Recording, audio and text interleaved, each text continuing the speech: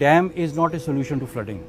ये डैम बनाने वाले हमेशा ये बात करते हैं कि जी डैम जो है वो फ्लड्स को रोकेगा, लेकिन हकीकत में ऐसा नहीं है। डैम फ्लड को रोक सकता ही नहीं है।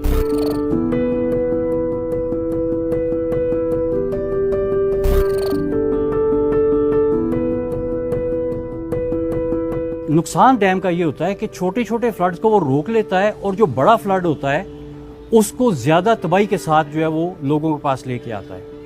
और एक तो ये कि वो दरिया जो है वो ज़्यादा तबाही के साथ वो लेके आता है, ज़्यादा बड़ी वेव फ्लड की वो प्रोड्यूस करता है।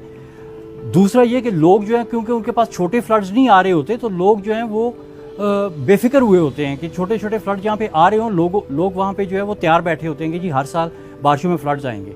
हर साल के फ्लड को, छोटे छोटे फ्लड को वो रोक लेता है, और बड़े फ्लड को वो एकदम बड़ी वेव के साथ छोड़ता है।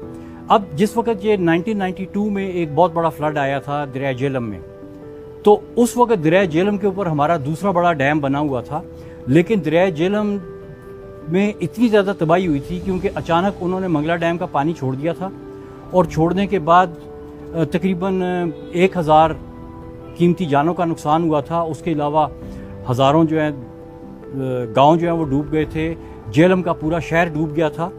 तो ये सब कुछ अगर डैम ना होता तो इतनी बड़ी तबाही ना मचती। उसके ऊपर वापडा की अपनी रिपोर्ट है जो ये बताती है कि ये डैम फ्लड प्रोटेक्शन के लिए बनाए ही नहीं गए। अब आके वो लोगों को बता रहे हैं कि जी ये डैम तो फ्लड प्रोटेक्शन के लिए है ही नहीं है। ये 1994 में इनकी रिपोर्ट पब्लिश हुई थी वापडा की, जो 1992 के फ्लड्स के बारे में थी, और उन्होंने उस रिपोर्ट में बड़ा क्लियर ये कहा है कि कोई भी डैम हमने फ्लड प्रोटेक्शन के लिए नहीं बनाया। जो 2010 का फ्लड था उसका टोटल वॉल्यूम था 40 मिलियन एकड़ फीट।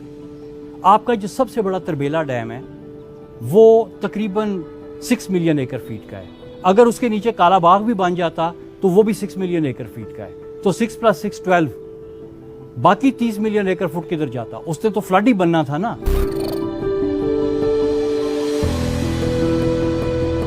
जब आपका एक दरिया, बड़े दरिया के ऊपर ज़ाहिर आप बड़ा डैम बनाते हैं, जब आप एक इतने बड़े दरिया का पानी चलने से रोक देते हैं तो उससे जो पूरे दरिया की इकोलॉजिकल सिस्टम है और एनवायरनमेंट है वो बिल्कुल तहस नहस होकर रह जाता है।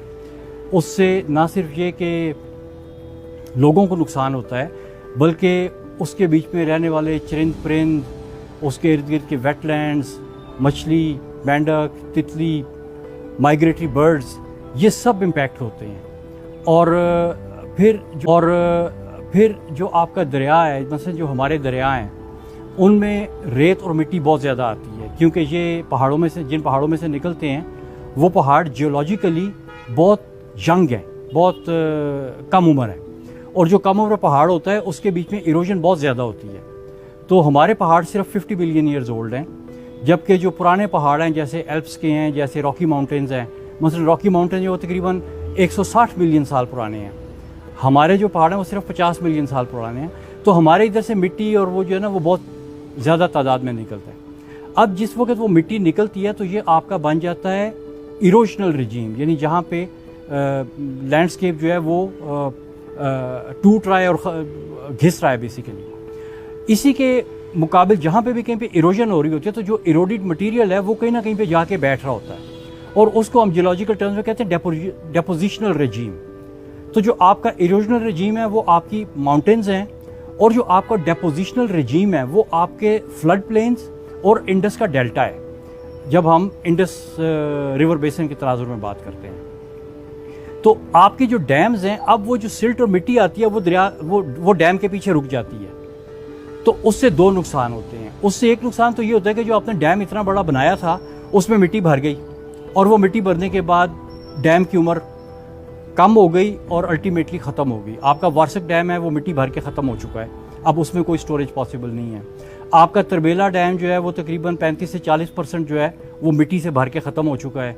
आपका जो मंगला डैम है वो भी तकरीबन 30-40% मिट्टी से भर के ख़त्म हो गया था। फिर उन्होंने उसकी दीवारें ऊंची की हैं तो उन्होंने कहा जी अब थोड़ा सा और चल जाएगा।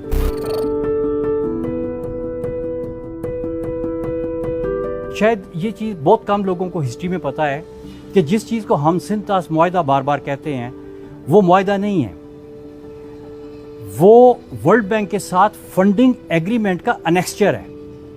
क्योंकि वर्ल्ड बैंक ने कहा था कि मैं तुम्हें डैम बनाने के लिए कर्जा सिर्फ उस सूरत में दूंगा कि तुम सिंध-तास मुआहदा करोगे।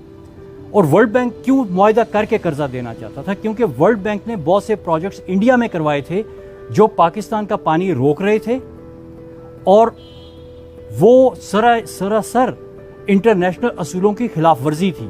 क्योंकि पाकिस्तान और इंडिया के दरमियान में 1950 से लेकर 1960 तक कोई मुआहदा नहीं था, लेकिन मुआहदा ना होने के बावजूद वर्ल्ड बैंक की मदद से इंडिया वो सारे प्रोजेक्ट्स कर रहा था जो पाकिस्तान का पानी रोक रहे थे। तो अगर पाकिस्तान मुआहदा ना करता तो पाकिस्तान इंडिया को और उसके मददगारों को किसी वक्त भी इंटरनेशनल कोर्ट में लेके जा सकता था। लेकिन ट्रीटी करने के बाद पाकिस्तान की जो ऑप्शन खत्म हो जाता था, ट्रीटी के हिसाब से पाकिस्तान ने तो खुद उनको इजाजत दे दी कि भाई वो हमारा पानी रोक लें। तो वो चाहते थे कि पाकिस्तान ट्रीटी करे, साइन करे, और साइन करने के बाद फिर वो पाकिस्तान को कर्जा दें।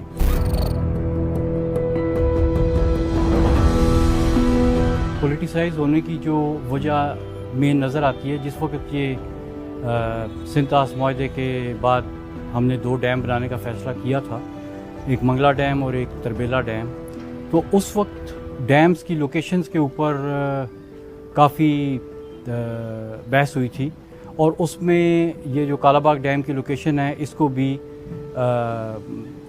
कंसिडर किया गया था कि इस जगह पे भी डैम बन सकता है।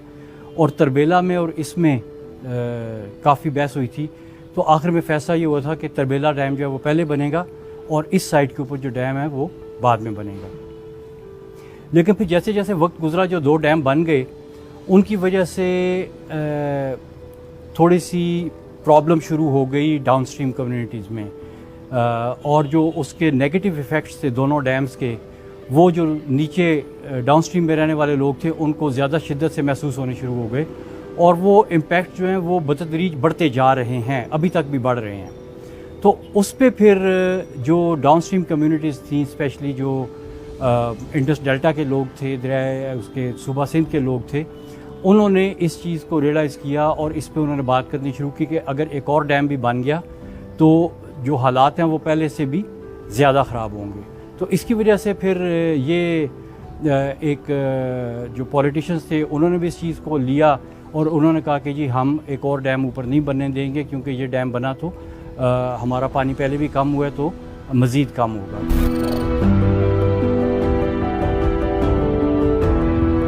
100 वाट का बल्ब जलाने के पीछे 6 लाख की इन्वेस्टमेंट की है। भाई 6 लाख में तो सोलर सिस्टम पे आप पूरा घर चला सकते हैं। सोलर की बिजली डैम की बिजली से कम भी 100 गुना सस्ती है। पाकिस्तान जैसे मुल्क में जिसमें साल में तकरीबन 300 दिन सूरज चमकता है, तो अगर हमने बिजली बनानी है तो हम 100 गुना कम कीमत में 100 गुना से भी ज़्यादा बिजली बना सकते हैं सोलर के साथ। तो इसलिए डैम से बिजली बनाना इस वक्त की इकॉनमी में, इस वक्त की टेक्नोलॉजी में और पाकिस्तान जैसे मुल्क में सरीयन एक टोटली अनइकोनॉमिकल डिसीजन है। इसकी इकॉनमी मैच ही नहीं करती सोलर के साथ।